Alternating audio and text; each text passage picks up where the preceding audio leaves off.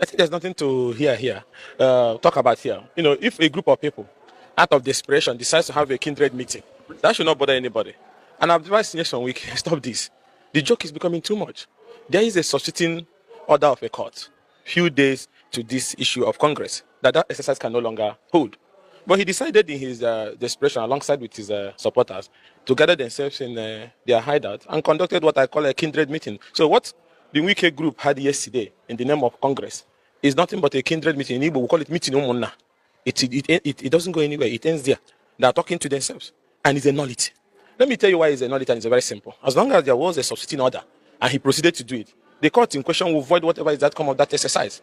As it is today, there is no working PDP in Rivers because we have a group of people who are in what we call PDP APC invading our party and trying to take control of the party. And let me also advise, because recently when we came here, we had the violence that happened. And I will advise the Commissioner of Police. There was one man that used to be here then, I think Joseph Fumbo or somebody, who was also dancing naked with WIKE. Today he's somewhere. He retired a shameful officer. So I will advise the CP. You say you had about one order in Abuja, but you didn't hear the order from Rivers State, which was advertised on national papers, ordered by the court. It was an order to the whole world. You are away. But you choose to be running as if to say you are running a political security outfit for Nyesom Wike, because they are calling from Abuja. And I will advise the Inspector General of Police and the President to call the CP to order, if possible, even remove him. Because that part he's taking can inflame the already inflamed situation in the country. Look at what is happening all over the country.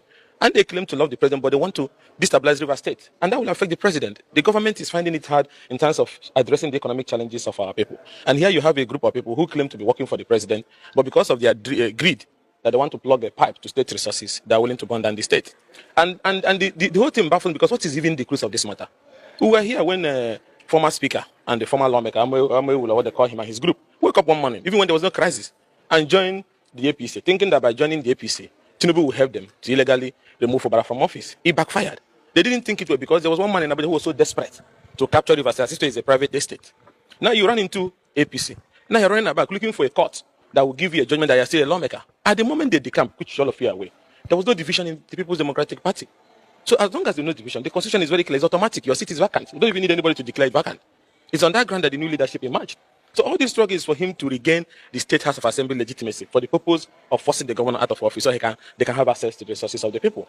And those people are no longer lawmakers, like I told you. And the earlier, the better I think it's high time both the CP, he needs to get it into his head. They cannot come back. It doesn't matter if you give them tactical support on the street of Port Harcourt for them to be manning and destroying and killing people. They can no longer come back. And nobody can remove Fubara from office. It's only the people that elected them. And that Congress they claim to have done, which I told the people, is nothing but kindred meeting. But I know, my friend, yes, we will never get tired of doing these things. But I can tell you here, as a stakeholder in this party, that it is a nullity. It's meeting no more. It goes to nothing. So it's of no use. It's all this comment that comes from things we used to hear from Mobutu Sese Zaire. These are guys who, I pity them. Their tenure finished. But because there is one Nebuchadnezzar in Abuja who told them that they can remain in office and continue to touch the resources of the people, even when their constitutional tenure have expired. It's only a politically mad person that don't understand that tenure is something that is sacred and is a sacred principle of democracy, that you have a tenure limit. That tenure have ended. And then you go to 1 2-bedroom in Emuha and say you have changed the local government law, you can stay in office forever. Well, has that ever happened before? So I think I need to advise them that it's over. There is no power on human earth that can return them to an office that their tenure have expired. I think they need to get it into their head and let them try to take over the local government system. If that's what they want, let them try, and they will see the consequence. How did they leave the office before? Were they not trying to bring magistrates from Maraba to come and swear them in the morning of that day? When the people of Rivers State rose, didn't they run into Bayelsa? So which local government are they going to take over? They cannot take any local government over. And if that CP is promising them, it's a joke. It won't work. That era is over. We're talking about the election in the matter of weeks, and people are participating, people are preparing for election. There's going to be election here.